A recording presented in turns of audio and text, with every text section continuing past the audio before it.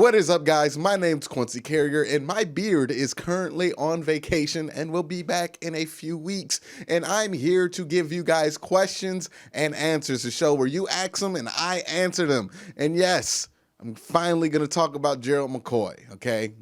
With that being said, we're just going to jump right into it today with the first question coming from Weeb, who says, do you think Lamar Jackson will grow as a passer, and how do you think he stacks up against the Browns defense? Do I think he will grow as a passer? I think he will make steps this year as a passer. Will those steps be enough for the Baltimore Ravens?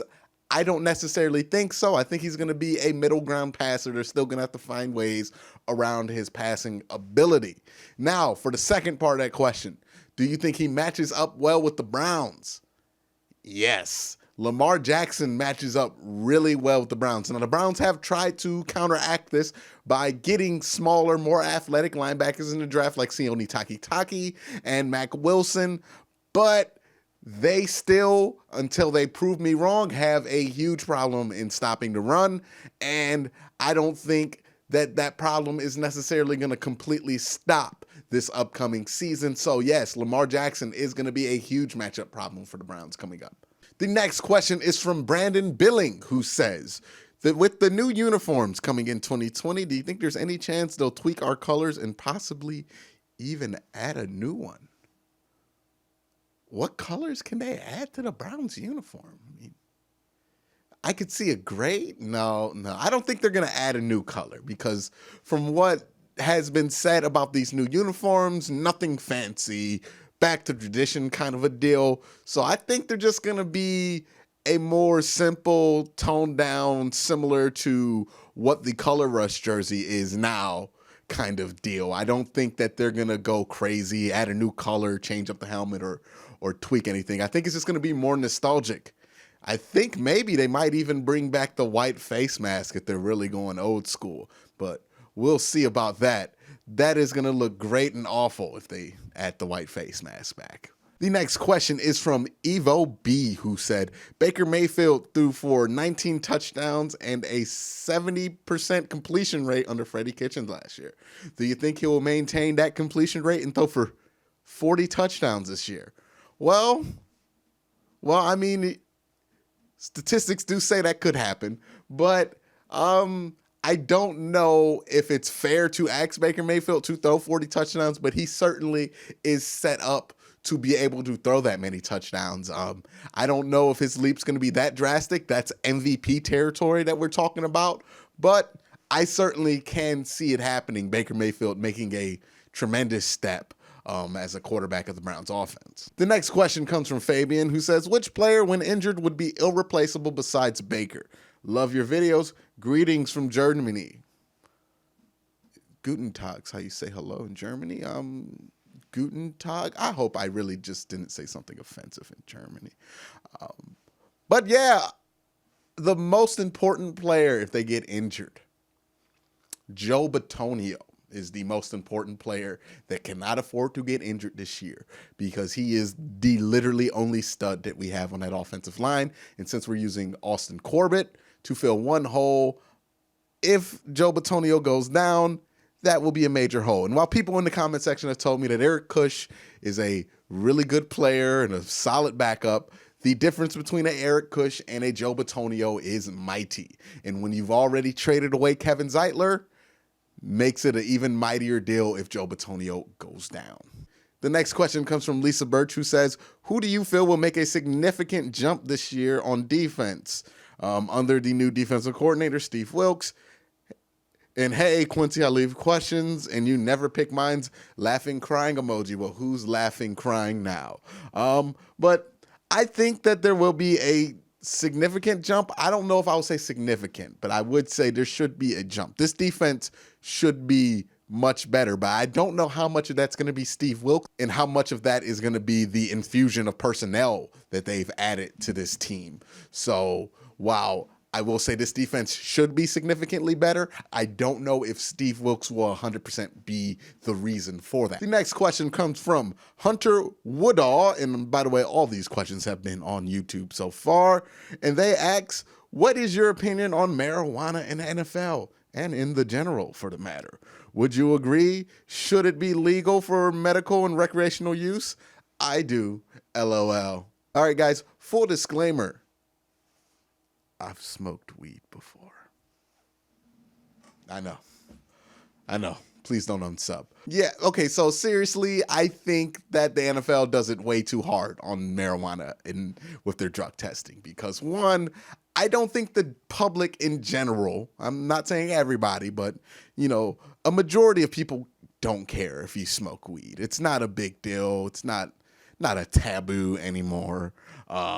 So, their rules on it are a bit, draconian. It's kind of weird, but it's also this kind of ripple effect where the only reason people care that an NFL player smokes weed is because the NFL does.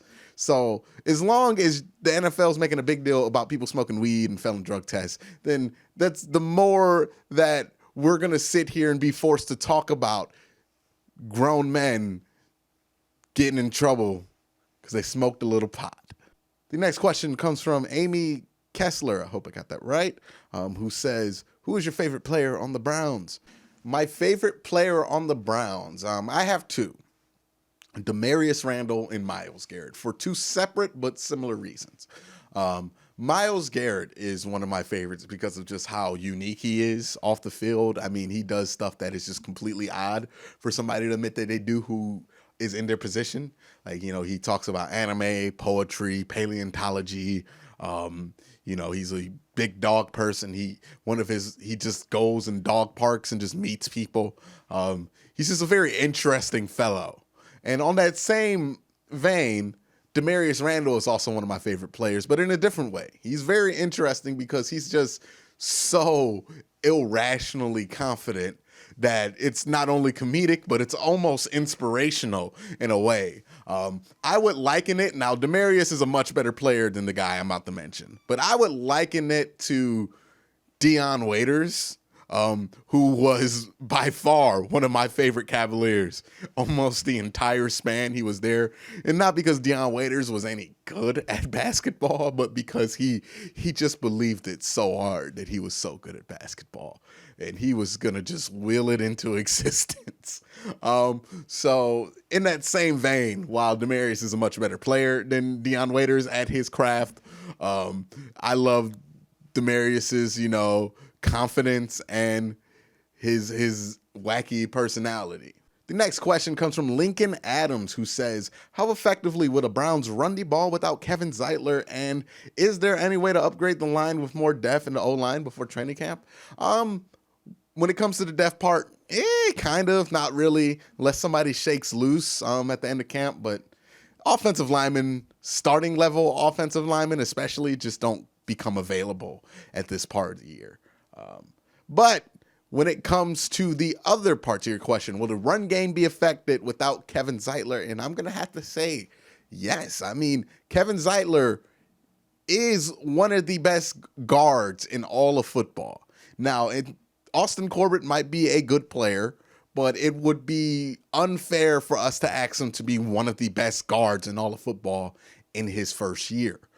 So inevitably, no matter how good Austin Corbett is, without Zeitler there, it's going to affect the run game, at least to the right side, and when they do pulls to the left. So, yes. And the next question is from Nate Carroll from Patreon, who says to me, which matchup are you most excited for, the Patriots or the Steelers, or which one do you think will prove that the Browns are a real threat? Also, keep up the good work. Well, thank you, Nate Carroll.